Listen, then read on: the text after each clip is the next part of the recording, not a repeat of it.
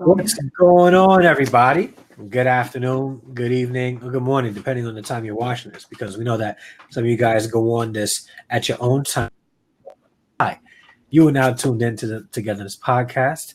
We are excited to have you with us. We are your host, Albany and Dre. You can be doing anything right now, but you decided to join us on this topic of marriage and life and family. You have been rocking with us from the very beginning. This is episode 26, and we greatly appreciate you all. So thank you so much today for tuning in to the Two-Getherness podcast. Before we get started, let's do our intros. Albany, tell them. Hey. My name is Albany Riggins, life and relationship coach and author, and I inspire spiritual, introverted, entrepreneur women to make powerful choices to connect with themselves and their partners to help build, save, and restore relationships and marriages. I just want to share with you that you can find me on Facebook and Instagram at Albany Riggins, and I'm just a woman that's going on a journey that actually discovered that it takes work in relationships and that every day is another journey, and that you have to continuously fight to find the foundational pieces to keep it all together. And so that's the reason why we're here today on this podcast. And I just want to thank you and welcome you to the show. Hey, and I am Dre. I don't pretend to be a love guru, relationship expert, or marriage expert. I'm a guy who failed in his marriage, went to school, got his degree in marriage and family counseling, and the information that I learned, I want to be able to help you guys out and as many people as I can out. So that's why I do what I do with Two-Getherness podcast and Two-Getherness coaching, because I really want to see married couples grow in their relationships and grow together in their relationships. One thing is for certain, that married couples will go through hard times. That's a given. However, with the proper tools, you guys can develop a stronger relationship together no matter what obstacles come your way. So we are here to help you guys out. And I'm not sure if you guys can hear it. My Google Home is bugging out. I hear it. Hear it, right? I hear it. Definitely hear it. All right, I think it's done. Yep. So that's why we're here. Now, you can listen to us a couple of ways by going on to Facebook, youtube.com. We're sharing it on streaming live on Albany's Facebook page. Make sure you guys engage with us, talk to us, leave us comments. And when the time is right, we'll let you know that you can grab a seat and you can ask questions that we can engage in conversations as well. So Albany, how was your day? Because I know we used to do this, but we just talk about our days before we get started. How was your day today? My day was pretty good, Andre. I had a lot of fun today. I went through a lot of different phases for the day. Went through that tired phase, then went through the up phase where I felt pretty good, and then I went back down. But today is pretty good because we're here, right? That's what we were talking about when we first started, about how we're here and we need to appreciate every moment of being here. So I'm just happy to be here today. Yeah, man, so am I. I had a trip today with my students in school. We went for a walking trip to Edgar's Ice Cream. Really nice spot. They taught the kids how to make ice cream. Mm-hmm. And then they gave them ice cream. It was nice. We had a good time. I shared a post on Instagram how my students they like to mess with my beard and stuff. And one of my female students had one of these little scrunchies, tied it around my beard. I told her I'd walk around with it for a little bit, so I was walking around with it. I love my students. We still have school until the 26th. I know most districts are already out, but we go till June 26th. June 26th is the last day. Mm-hmm. I'm going to miss my students. The blessing is that next year I'll have many of them because I'm going to the 4th grade next year. And I'm sorry, usually I put my phone on mute before I get started with the show. And I'm going to do that right now so that there's no disturbances. Yeah, so I'm excited to have some of my students again next year. Very excited. Yeah. So my hot mess beard. Yes, my beard is a hot mess today. Yeah, I didn't shave today. I'm going to shave tomorrow morning. I should have. I look crazy, don't I? It's like, this is bad, but I'll get to it tomorrow. All right, so let's get started with the topic of the day. There are times in people's relationships and marriages where we may not feel that we're getting the love we need from our spouses. So we're going to be doing like a 2-week series on this topic itself. The first week we're going to be coming from the wife's perspective, and next week we'll be coming from the husband's perspective. So I'm here, and we're going to be discussing this, unpacking this. If you guys have any comments, whether you're on Get Vocal, YouTube, or Facebook, please share your comments, because this is something that a lot of couples go through. And what tends to happen in relationships is if it's not addressed, then hey Jada, hey Brad, and hey Marisol and Shannon, if it's not addressed, the love will continue to grow cold, and it's hard to sort of spark that fire in a relationship to keep the fire going. So our hope today is that you get something from this topic. And today's topic is my husband doesn't feel loved by me.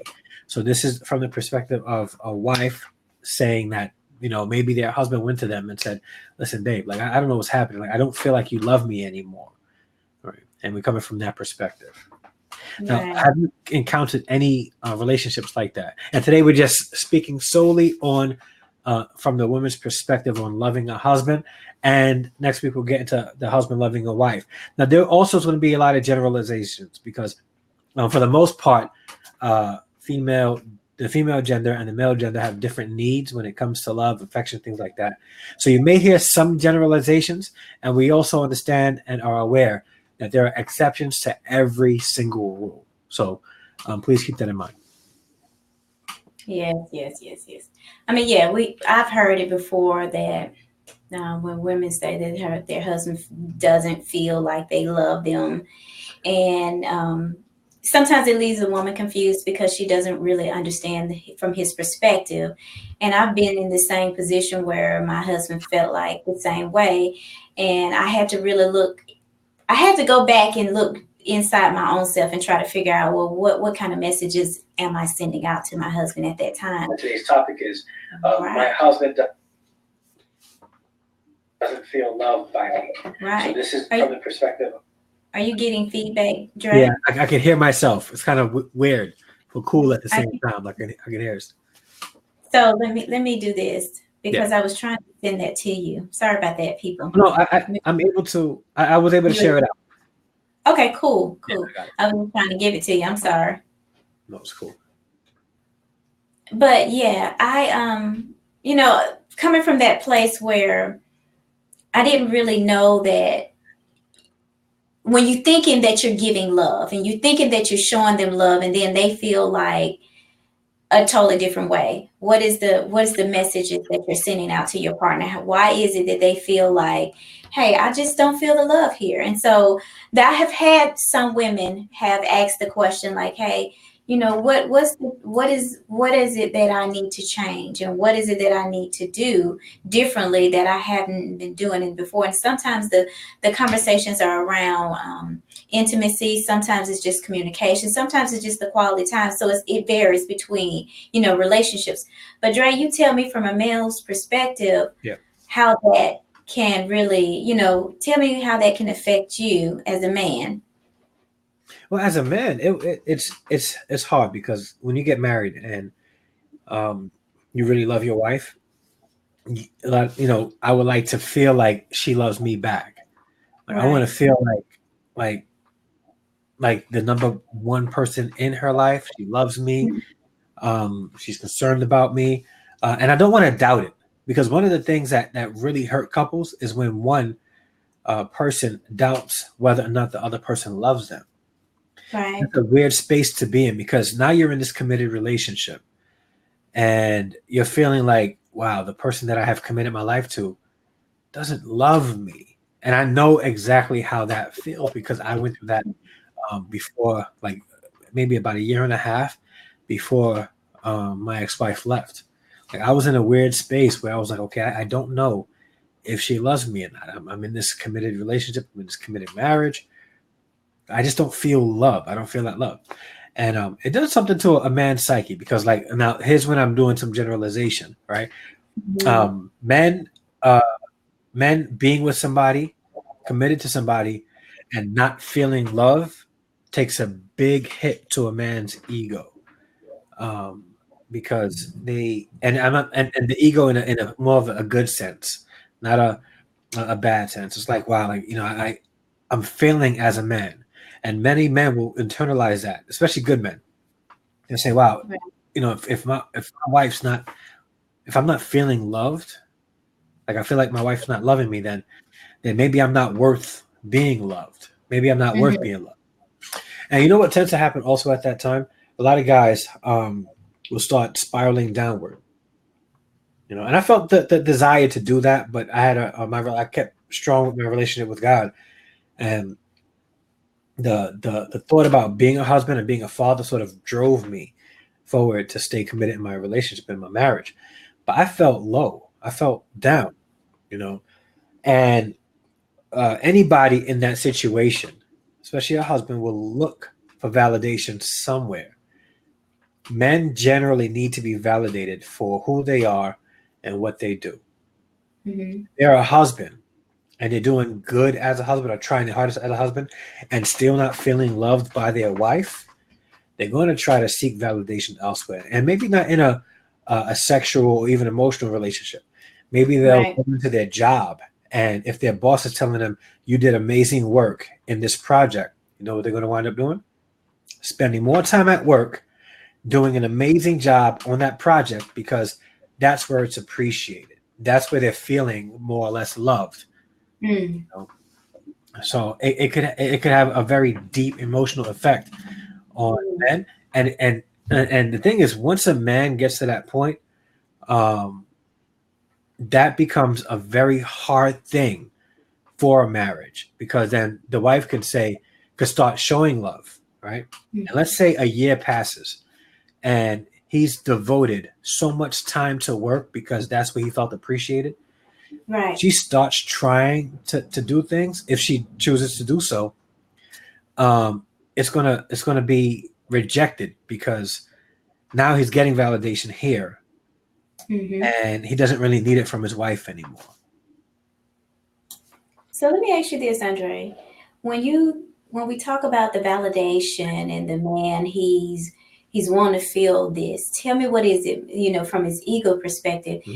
What is it that he exactly needs this woman to give to him when it comes to just feeling love? Because sometimes we can confuse the fact that, okay, if he say he don't feel love, well, am I not giving him this attention, or am I not giving him enough appreciation, or is it a blend, a mixture of a whole lot of different things? So can you open it up and talk to us a little bit more about what does that look like when you, like you said, the job and all this other stuff? Yeah.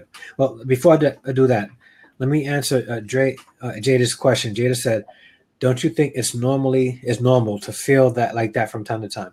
And yeah, I think it is normal for people to feel like that from time to time. And that's where relationships have their ups and downs. Um, we all feel that way, like at work. Sometimes, we may do an amazing job at work and we don't feel appreciated. So it does happen, and people do feel that from time to time in every relationship. Right. But from a guy's perspective, to answer your question, Albany, there are three general things that every man needs, right, to feel loved. Okay, Cool. respect, right, Respect. Mm-hmm. peace, Peace. and sex. Okay. Respect, peace, and sex. Like men are pretty, like, like no, trust me, men are pretty simple when it comes to being loved. If a man feels like he's at peace in his home, that his wife respects him, and there's Uh-huh. a healthy sexual relationship in their marriage, that Uh-huh. generally, like if those things are there, he's pretty good. All right, he's pretty good. There's something to fall back on for guys.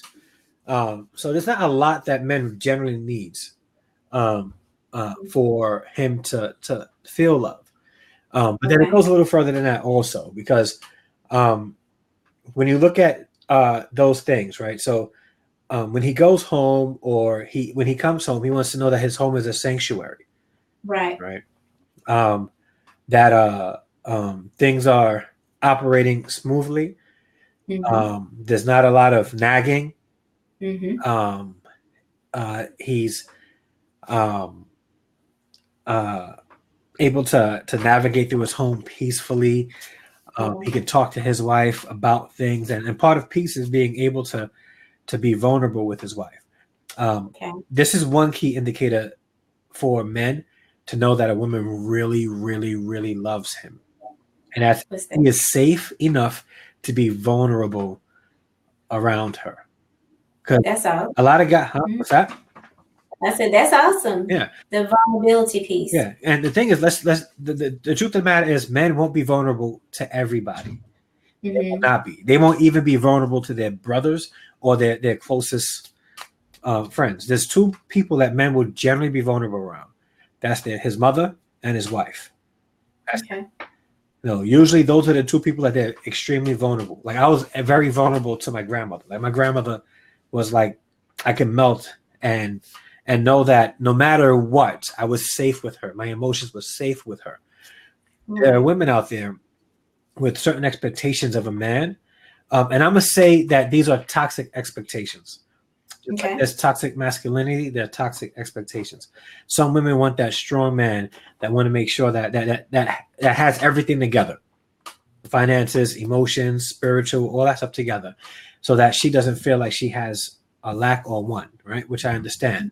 But then it becomes toxic where a man, your husband, can't be safe and vulnerable around you because you have those toxic expectations. You're a man. Like, what are you crying for? Right. Like, why are you stressed out at work? You're a man. You should not be, behaving that way. And all he wants is a safe space to be like, babe, yes, I'm a man, but I go through things and I need to be able to come to you as my peace, as my safe place. That's one indicator for men to know for sure if the woman that they're with loves them. And I thought and from the very beginning, there are certain things that you can do to identify those things even before you get into a marriage, right? One thing is let's say your car breaks down, right? And this is like a real subtle test. Your car breaks down and you're in the middle of nowhere, right? You have access, right, to the public transportation that runs pretty frequently, right? Let's say like in New York. And you call your wife or your girlfriend and you say, hey, man, my car just broke down, right? And she may have this mentality that, well, men got to, put their hand to the plow and take care of business and handle business. So, she's like, okay, well, what are you going to do about it? Well, I guess I'll call the tow truck company and take the bus home. Okay, do that. And she could be only living like 10 minutes away. And if she doesn't offer to say, hey, babe, wow, I'm sorry. And let's make the scenario even worse. Let's say it's a thunderstorm outside. Right, let's add to it. There's a thunderstorm outside. And she's like, oh, man, it's raining outside. What are you going to do? Well, I'll probably take the bus home. And she doesn't say, no, babe, I'll come and get you. Do you have an umbrella? Do you need to change your clothes? Then if she says that, then that's an indicator that she has a genuine concern about you. That's like the first step for you to show that you could be vulnerable because you're in a vulnerable situation and she's looking to be your safe space. Now, if she was like, bruh, tough for you. Well, get on the bus, text me when you get on the bus and let me know when you're close by. All right. Then you're like, okay, I don't know if I can really be vulnerable because I have to be strong and be that expectation of a man that she has on me all the time. And every person needs a retreat from what they do and who they are. That's why some men go and play sports because they need to escape the world, escape expectations and responsibilities just to have fun, have a good time. That's why people go out on Friday nights to clubs and bars to just get away. That's why we vacation. So so men need to know that they can be vulnerable in every situation around their wife to feel loved. There's a couple of comments. Shannon says, men do cry. Those that don't aren't any less real, though, than those that do. Right. And the ones that don't have issues building up inside. And very true. And the thing is, and listen, I'm telling you, men will try it once, maybe twice. And if they feel like they can't be safe, then they'll shut down emotionally altogether. Right. It looked like the stream key kind of went down a little bit. What's that? It was giving a message like the stream key from Facebook went down for a minute, but it's back All right, up. it's back up. All right, cool. Something went wrong. Please check your stream connection.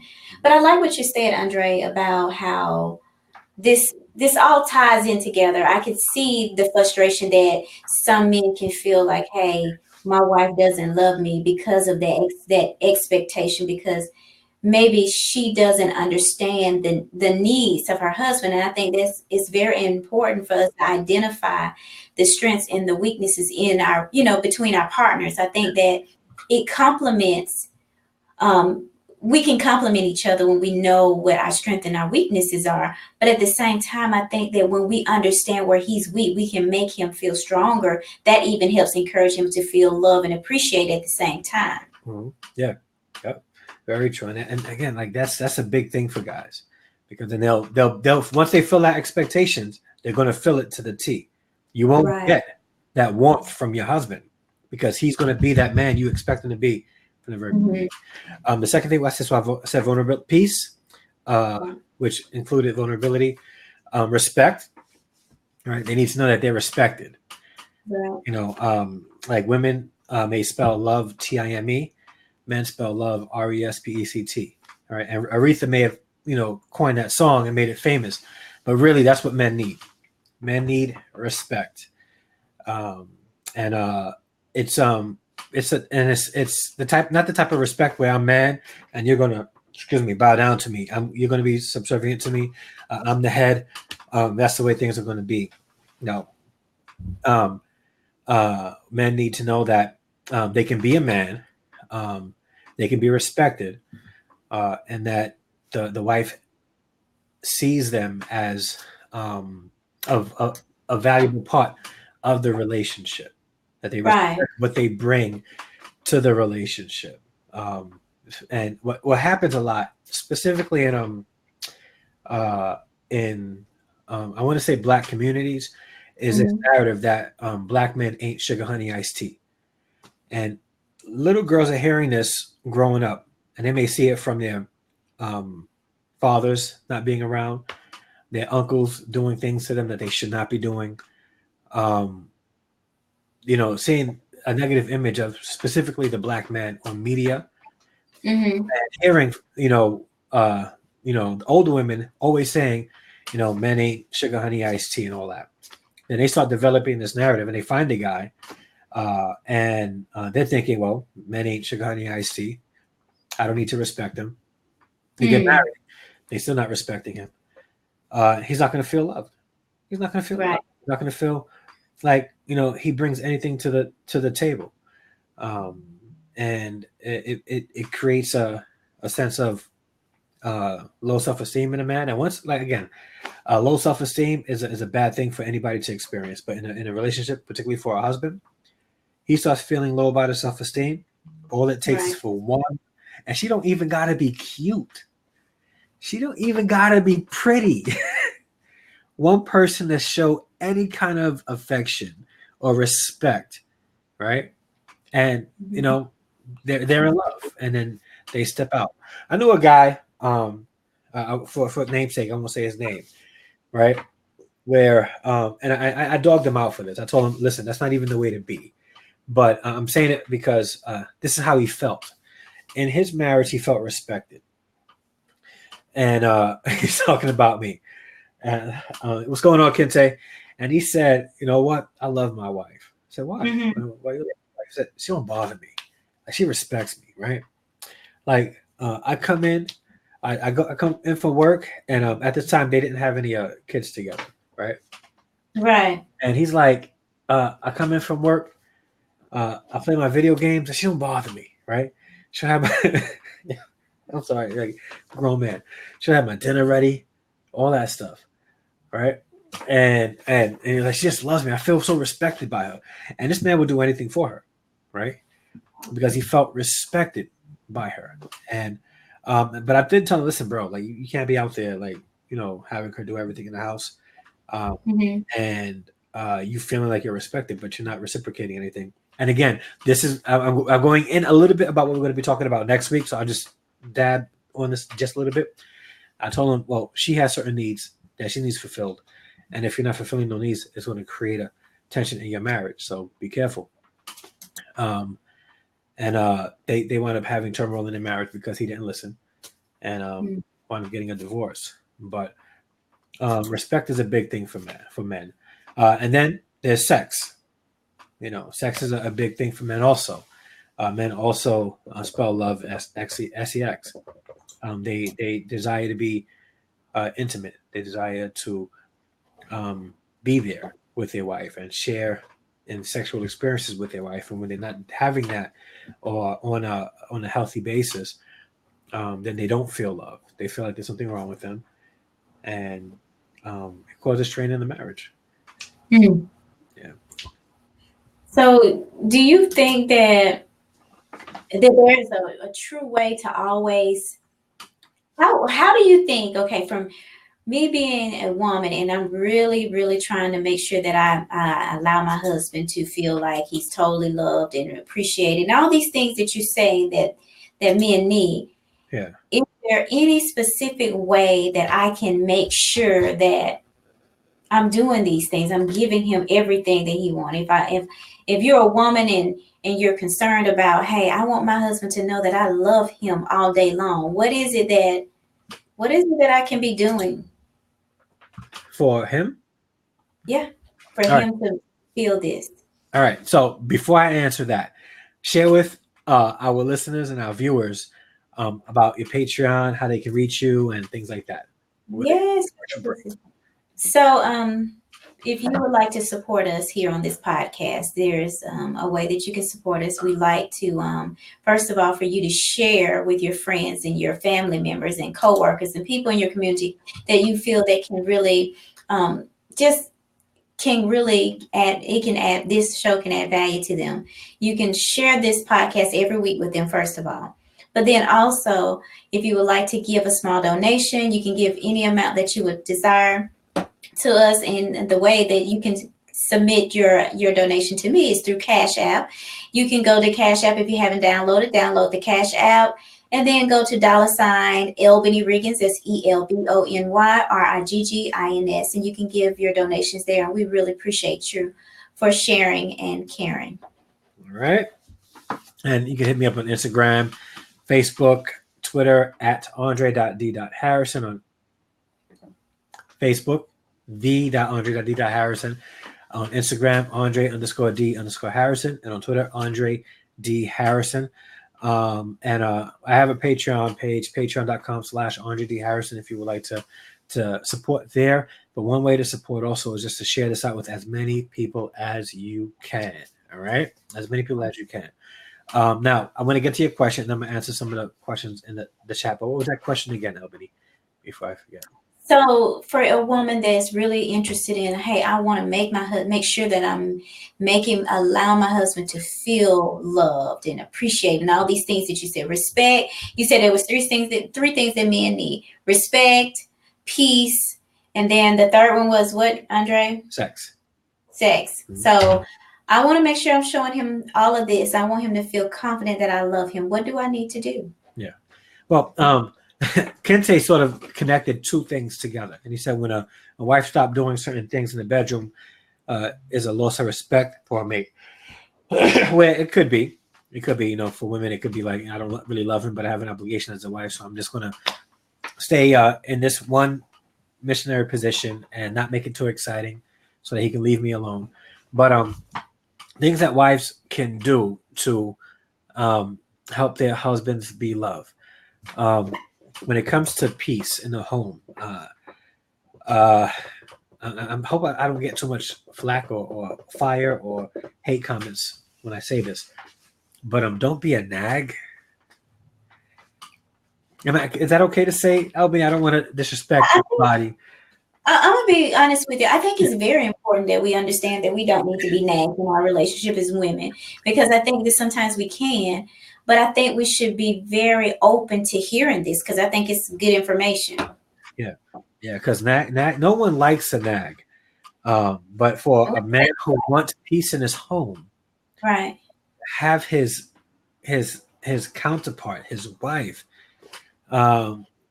nagging is a source of like, it really is like that chalkboard on the nail, that, Mm-hmm. that sound, because when you keep hearing it and keep hearing it, it gets annoying.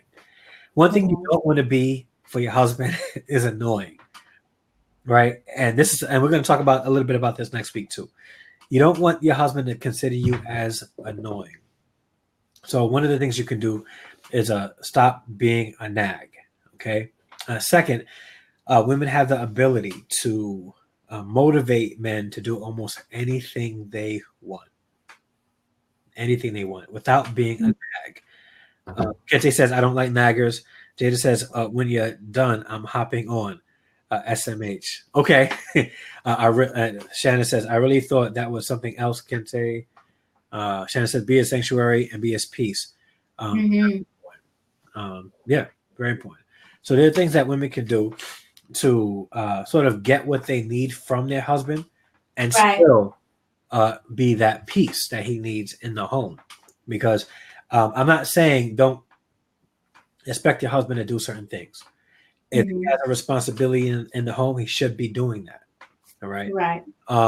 And sometimes putting a fire underneath your husband's butt is loving them, right? Is Right. loving them. Because sometimes us men may need that from time to time.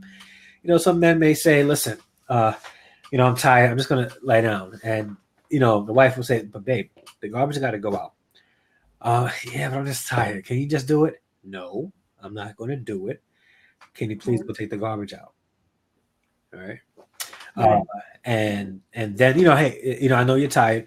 Here's what: take the garbage out, and I'll make the bed for you. This way, there's a compromise. Like women have the ability to sort of make things happen in their favor. All right, because there are some men that don't want to do anything, and that causes women to eventually become a nag.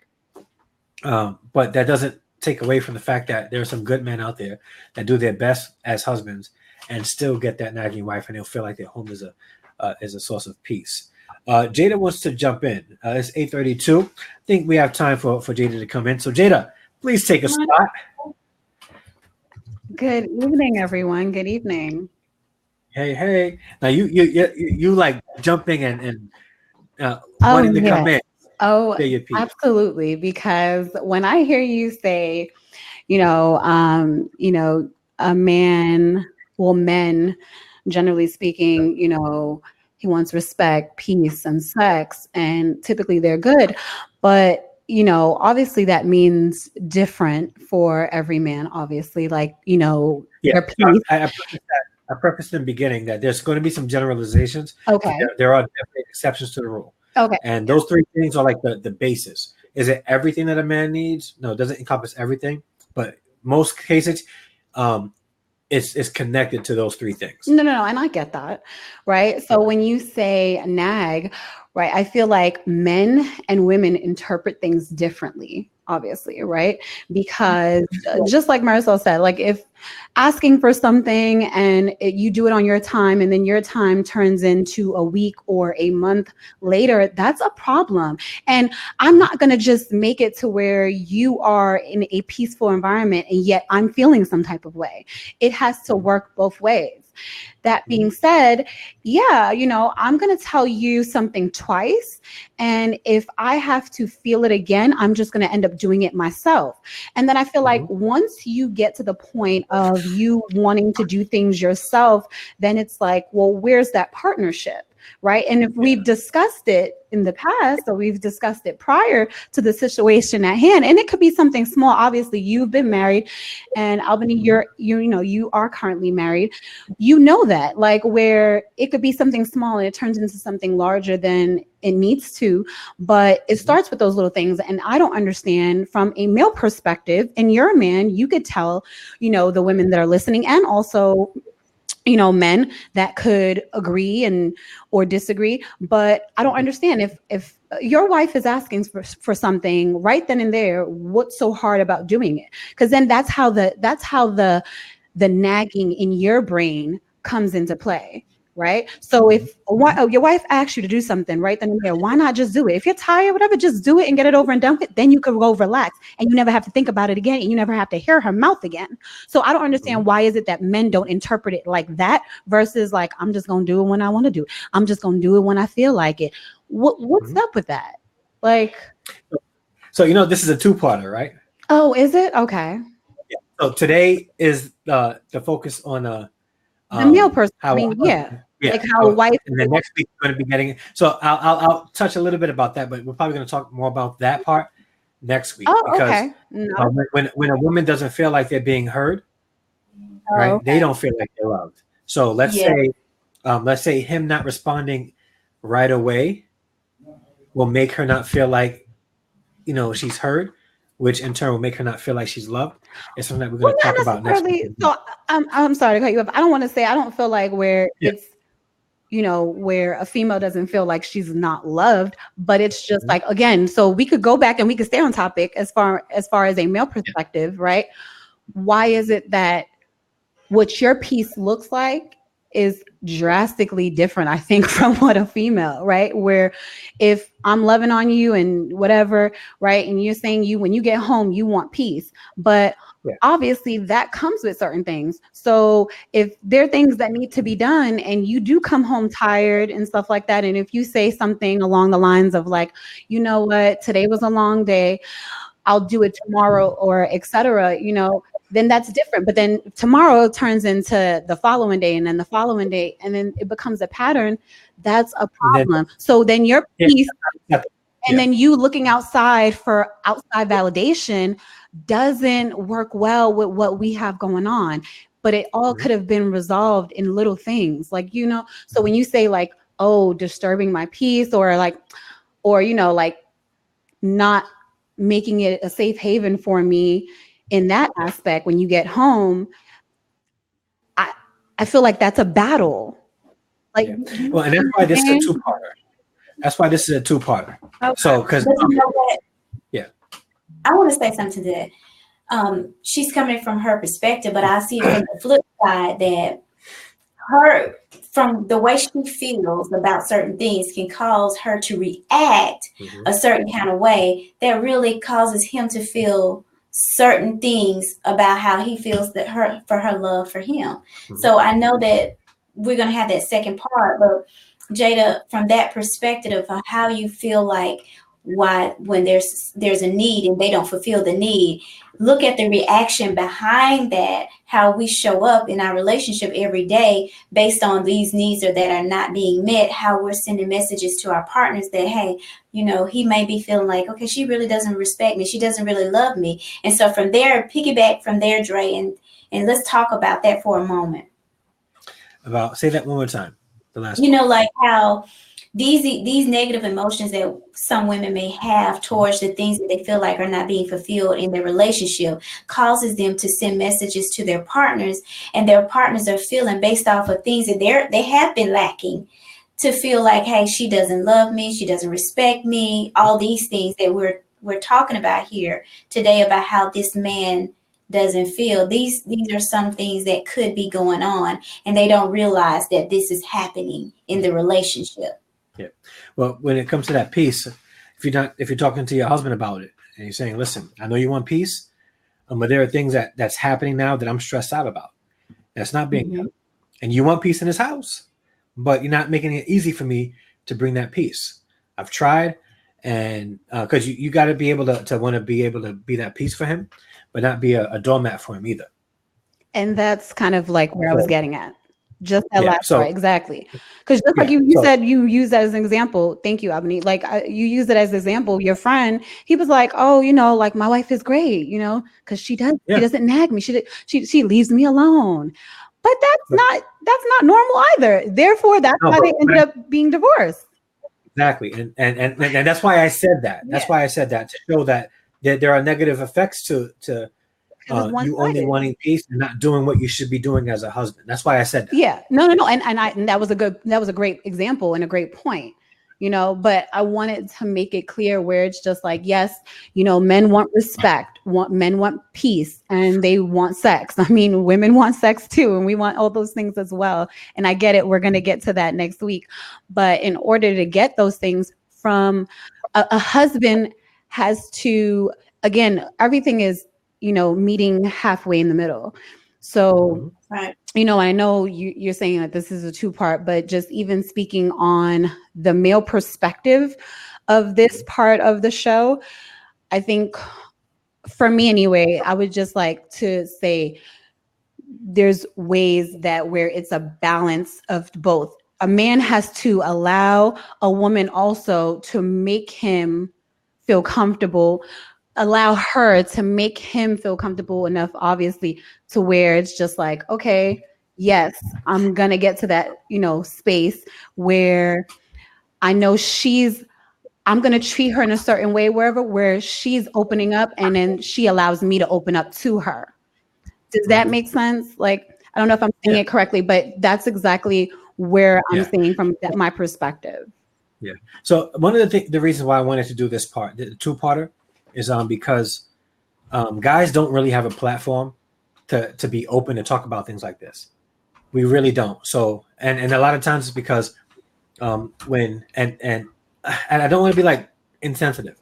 When women hear guys talk like this and talk about what they need, it's usually it usually already automatically goes back to what the guy is not doing.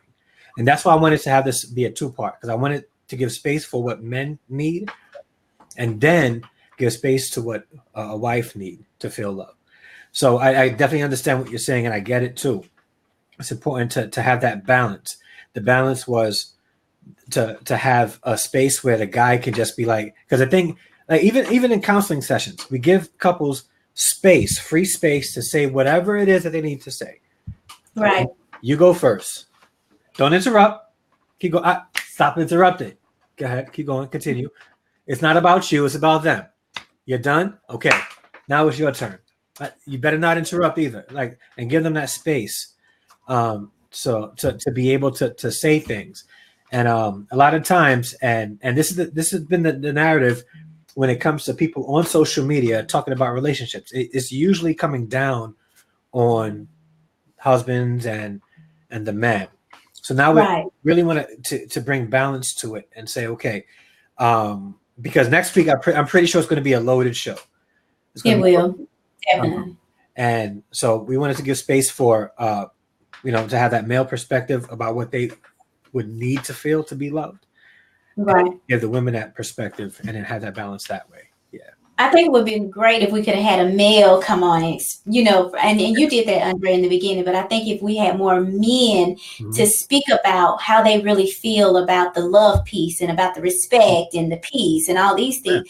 But I really get the point about what men need, because I'm not selfish to the fact that, hey, us women have needs, but I really understand that it's a lot of responsibility being the male in the relationship. It's a lot of expectations. Number one, as you open up in the beginning, there's a lot of things that they don't emotionally, as women, we are able to release.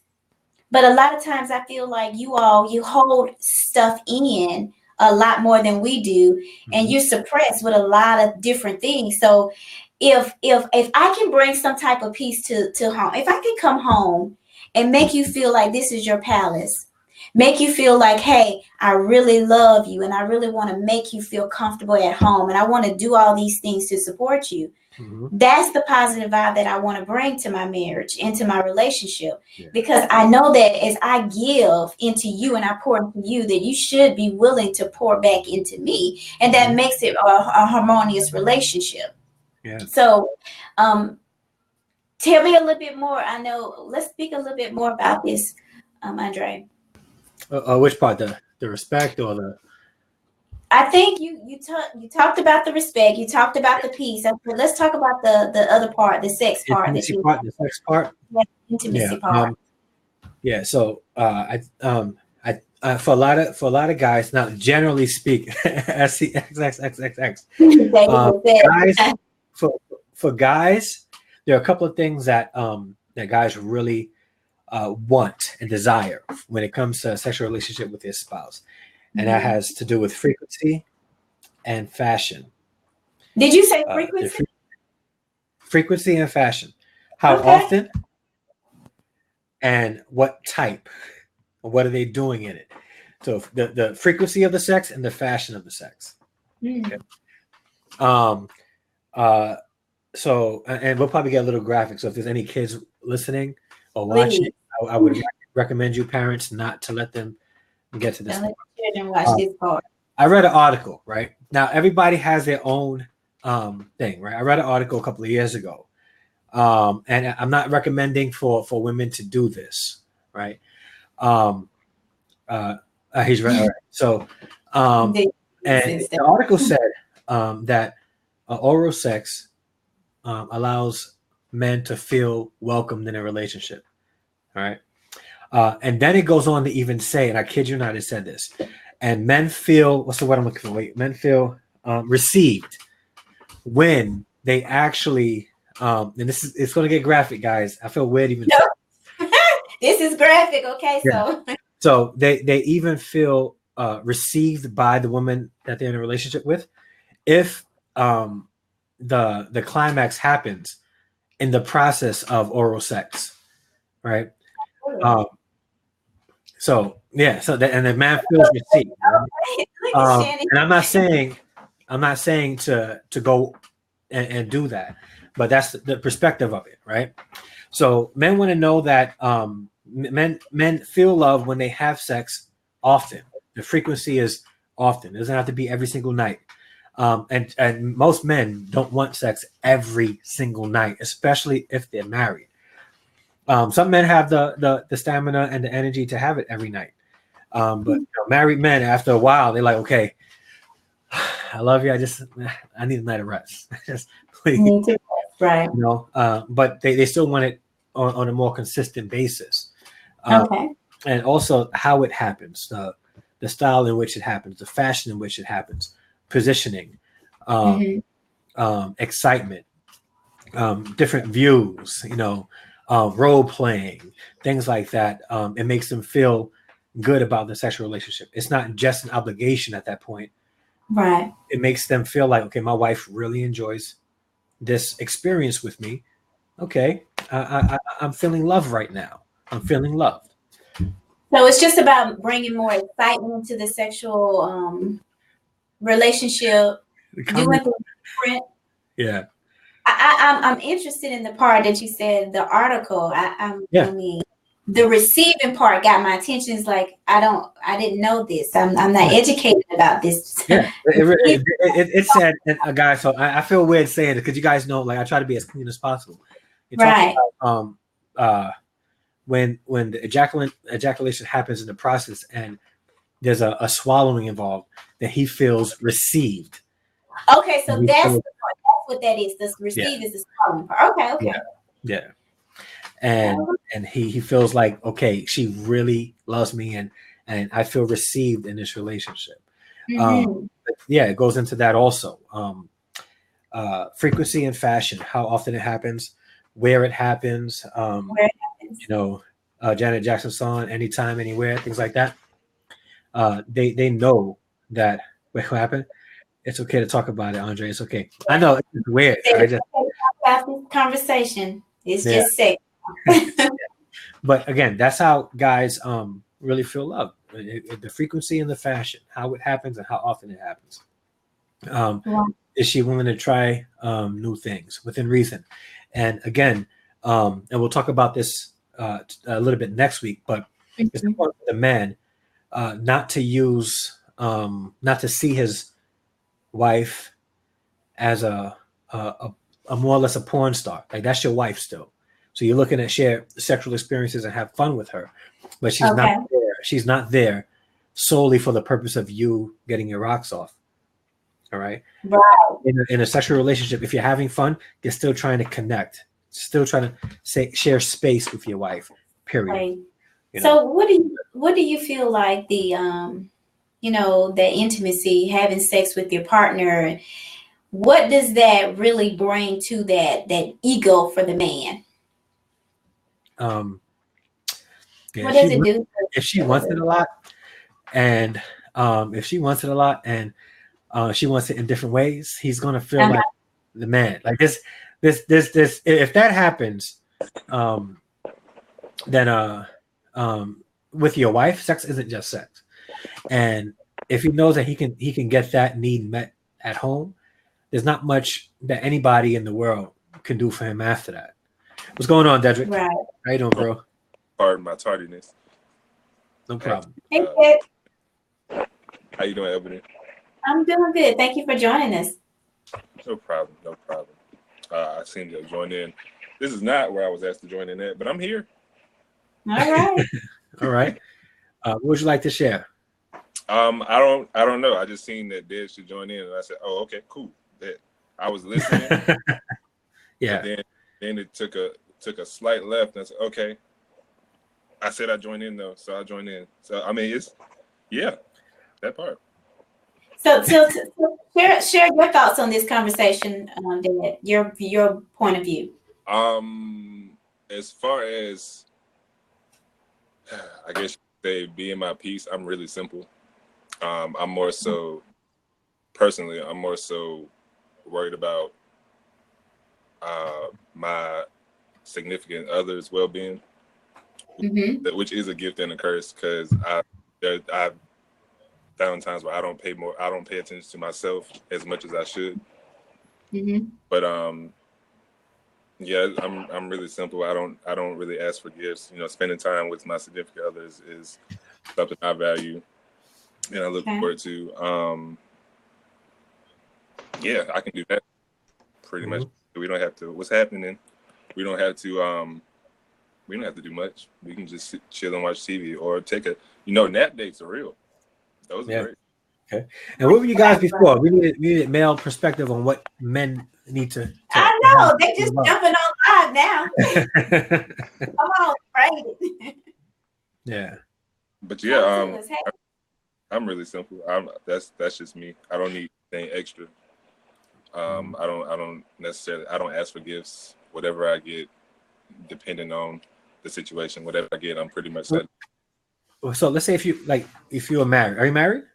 Am I married? Nope, never been married. All right. So if you're married, right? What things? 2022. Wow, that's 2022. But and by the way, they're brothers. For those that are watching, they're brothers. Right. So what if you let's say, and this I'll ask both of you guys this question. You're married, right? And I think for you were married before? I was married before, All yeah. right. So let's say you're married, right?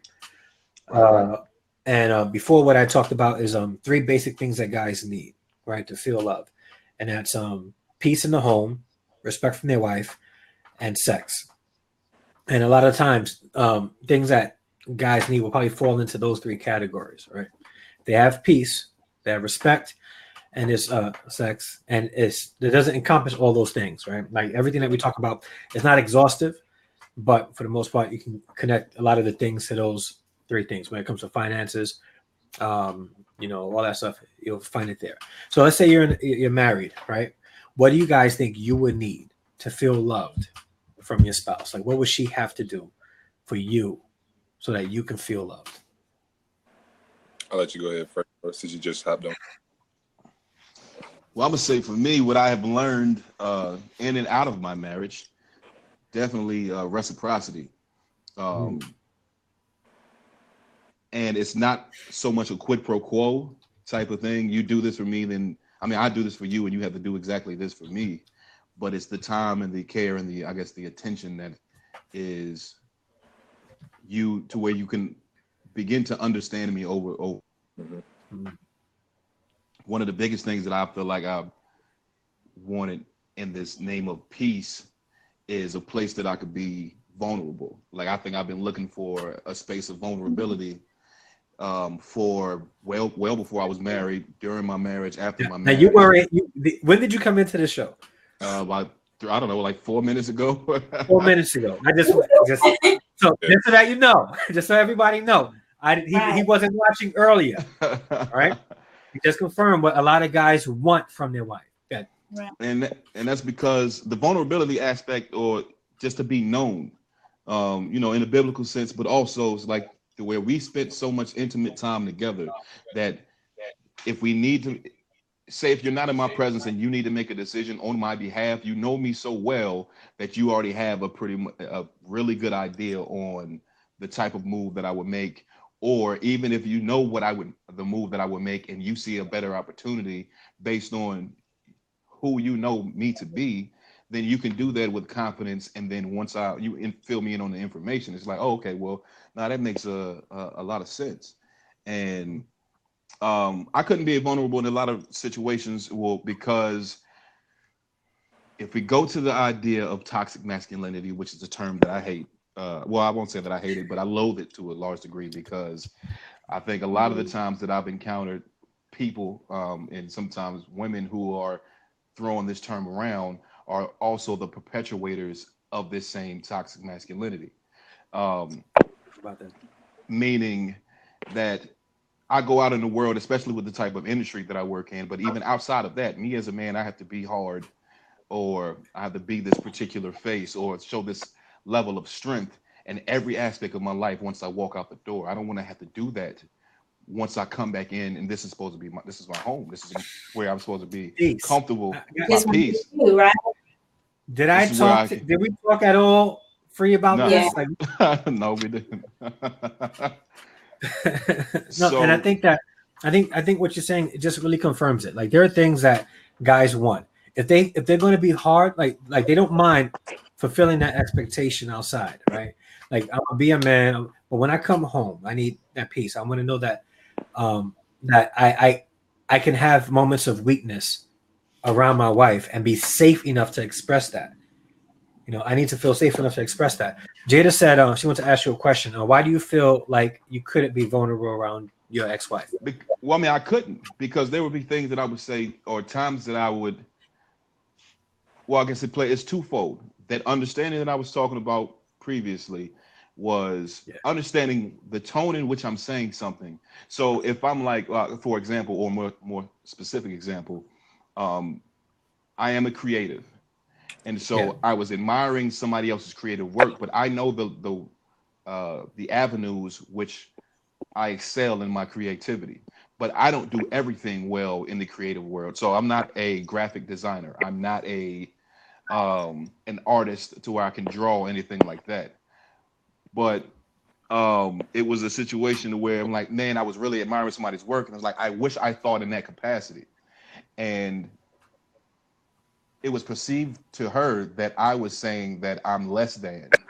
And it's like, no, I know where I shine, but I know that this particular area is not where I shine. I'm like, man, this is dope. I really enjoyed this. I wish I could think in this manner, but that's not where I was gifted at. I write well, musically inclined, all these different things, from filming to photography and things like that. But this is just not the area that I excel. But she took it like, no woman wants to have a man who's talking down on himself, and so on and so forth. I'm like, So well, no, that's not you what felt judged. I mean, I was definitely judged, but it was the thing is like, well, if I'm feeling this way, I can't give you my real authentic feelings without you perceiving it as a weakness.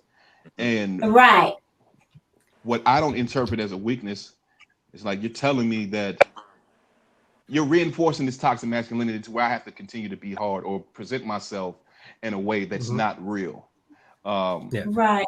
And that way there's no peace there, because I'm like, I can't even relax at home with my woman because I can't tell her some of these the most intimate or most vulnerable thoughts that I have without it being perceived as weakness or broken, or any of these things like that. And like, this is where I should be able to do that.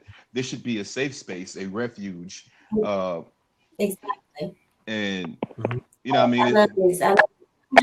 and it wasn't that. And so, especially in that situation where the idea of toxic masculinity had been used as far as different behaviors, well, I'm like, that is a perpetuation of that. Because if I can't do this here with the person that's supposed to know me the most or well, then where can I do it? I can't do it outside of the world, because I'm wearing this, in certain aspects, I'm wearing a facade. But now I still have to maintain this mask. I still have, when I come home, and then I'm over here feeling like, escape, who can I run to? Mhm. You know. So I like that, Fred. Like how you opened up and shared. And that's, earlier when we first started talking about the weaknesses, the strengths and the weaknesses, and that we should be able to complement one another in the relationship. And you share the things that you were sharing, and you were saying that, hey, you felt judged. That really created it opened some space there for a division in the relationship instead of bringing you close together. So I think that as women, we should be able to understand now that as men, they need us to be supportive. They need us to be encouraging. I think that helps along the journey as far as, especially when you want to be vulnerable. How can we encourage you more to feel like, hey, even though you feel this way, I'm still standing with you, and I want you to understand that I'm here for you, right? Mm. Yep. And even on Sure. the aspect or the conversation of sex, there are things that I was open to or that I've been exposed to, and that I had a certain threshold. And my wife did not share the same threshold. The capacity of her threshold was much smaller than mine, and she felt as though I should be satisfied with everything that fit in her circle. But in our Mhm. conversation, I'm like, okay, if we do everything that is encompassing within your circle, and your circle fits in mine, look how much space is still left untapped in my own threshold. And so Mhm. there still is a deficiency. And that's where I got kind of things got convoluted for me as far as religious views and what she should be exposed to, things that I should have been exposed to. And it's like, damn, well, maybe I ain't really trying to turn her out because you telling me that I shouldn't even know the stuff that I know right now. And I don't really know how to navigate through those types of things. But it's like, well, unlike what Dre said, no, at a certain point, yes, you are my wife or my woman, and I respect you as such.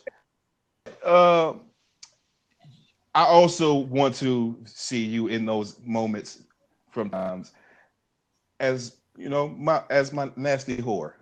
Pardon my language. So, uh, um, Uh, how long were you married? You guys I married? was married for 4 years. Yeah. All right.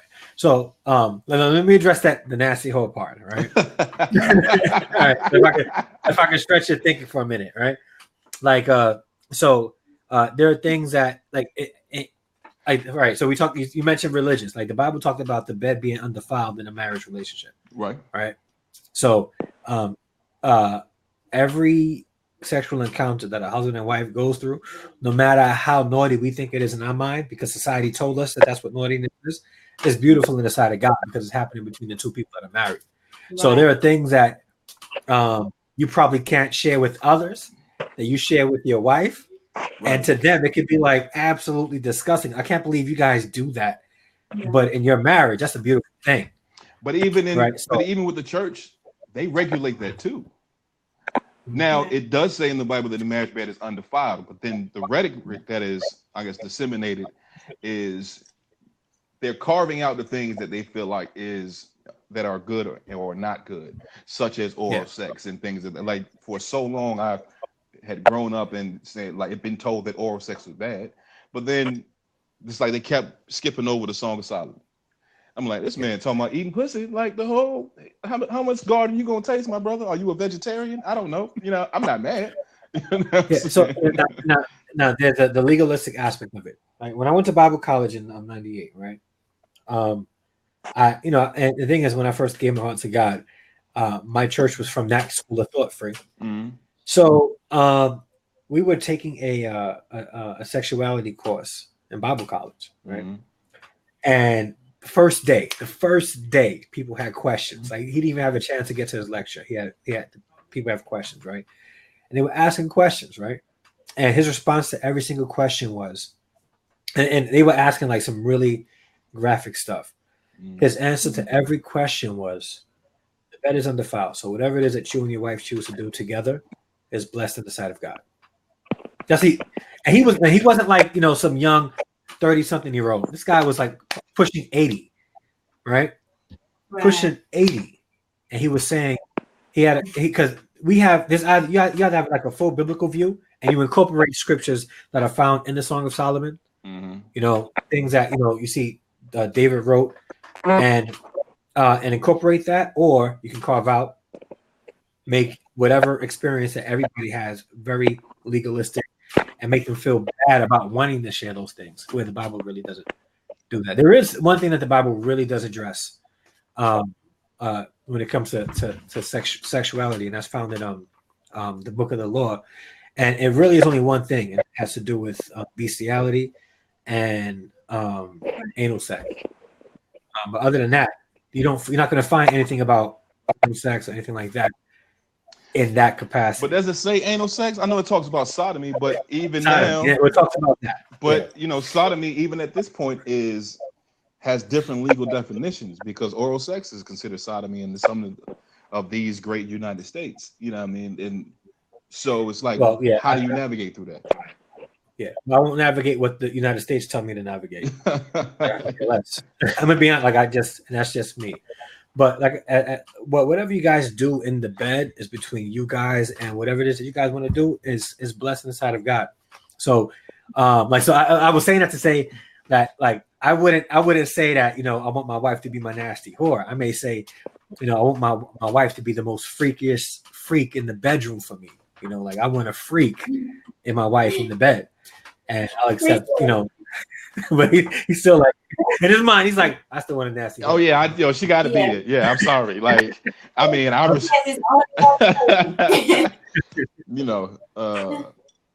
So these are semantics. Go ahead, Albany. I know you wanted to say something.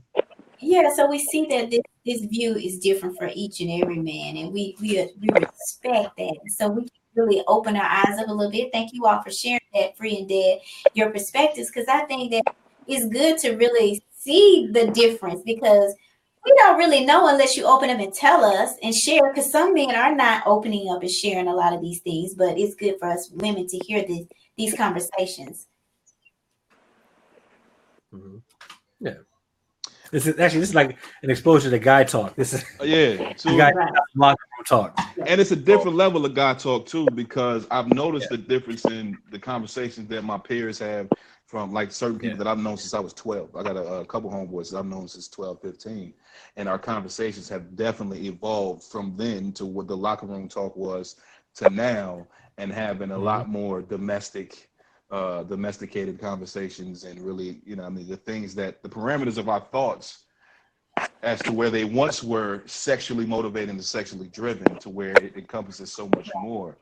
But at this point, it's like, I've experienced some things, and I have an idea of what it is that I'm open to or not open to. But then there's also going back to the judgment and the refuge and things like that. I was in a conversation to where I was questioned as far as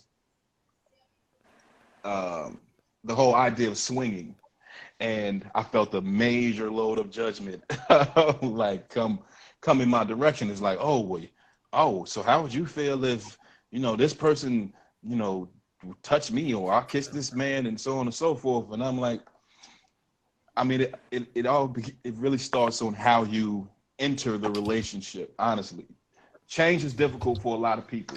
If you start the relationship a particular way under, whatever your precedent is, then usually you want to keep it. You won't really stray too far from that. But if you're introduced such a, radical idea of swinging, then it's like, well, who are you? I don't know my ex-wife even told me that I don't even know who you are anymore. And I'm like, well, shit, did you ever know who I was in the first place? And just because I've experienced these things, this is not what I'm requiring of you. What I'm open to doesn't say that this is now what you have to do, because I'm paying attention to you and the things that you are open to and what you like or don't like. And I'm governing myself accordingly. Yeah. We all got that. I would say there's certain things that, again, our thresholds are different. What you may like and the things some people might like their toes sucked, and they might like their groceries ate, and some people may not be like, I'm not really a fan of toe jam or Nutella, so I'm gonna go ahead and pass on all that. Um, We are past time. Yeah. No, seriously, we try to make it. So I'll probably keep it open so we can talk about this a little bit more. But there is going to be a part 2 next week. We're going to have a part 2. I do thank you guys for joining in the conversation. We're going to try to end it at 9:00. We're already 9 minutes over. Right. But that's just an indicator that this is a great conversation, and and we need to have more of this. But I did want to say this, Free. I think I have the title of your show. what's my show? Locker Room Talk. Oh, I mean, there. Yeah. Hey, I'm all about That's it. So let's get on that and let's encourage it. That's going to be the title of your Get Vocal show. All right. So let's end it here. Thank you guys so much for watching and listening. Albany, please tell us how we can get in touch with you. You can get in touch with me here on Facebook or Instagram at Albany Riggins. You can send me an email at support@albanyriggins.com if you are interested in having a one-on-one conversation or a two-on-one conversation, you and your partner and myself. And you can always go to my business page at albanyriggins.com and just see how you can connect with me and sign up for any coaching sessions you would be interested in. Yep. And with me, same. You can hit me up on Instagram at Andre_D_Harrison, Twitter at Andre D Harrison, all one word, Facebook at the.andre.d.harrison. I also have a vlog with my kids. You can go on my YouTube channel, Harrison Family Vlogs. Please search it, because if you search it and enough people search it, the YouTube algorithms are like, hey, people are searching this. Let me put this up on people's pages, and people are more exposed to my YouTube page and stuff like that. But I haven't posted a video in a couple of weeks, but I will be doing it soon. But yeah, man, thank you guys so much for watching, for listening. If you get a chance to, visit my website, togethernesscoaching.com. Yeah, let's end this now. We're way beyond time. Join us next Thursday, June 27th, as we do part 2, where we're going to be discussing My Wife Doesn't Feel Loved by Me. And then we're getting more input from the wife and what, they can do. All right. So, everybody have a good night. God bless. And until next week, we are out. Peace. Hey.